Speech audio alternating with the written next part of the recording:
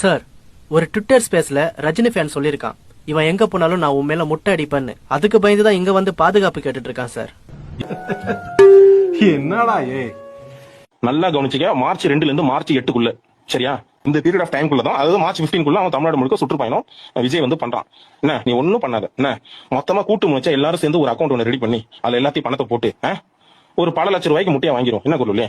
நாமக்கல் மாவட்டத்துல ஹோல்சேல் ரேட்டுக்கு எடுத்துட்டு, நாமக்கல் மாவட்டத்துல முட்டை ரொம்ப ஃபேமஸ். என்ன, நமக்கு தெரிஞ்ச பையன் இருக்கிறாங்க, பண்ண இருக்கு. என்ன, அழி போன முட்டைனா அது ஒரு ரேஞ்சு 7 ரூபா வருது, அதுல 1.5 ரூபா தான் வரும். என்ன சொல்றேன்?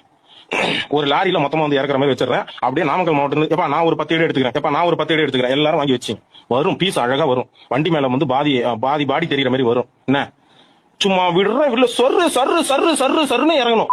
மண்டையில வந்து அவன் தோப்பா வைக்கிறதுக்கு 4 நாள் ஆகணும். என்ன, T69 என்னன்றது அவன் மண்டையில ஆப்பாயில் போட்டு காட்டிருங்க போதும்.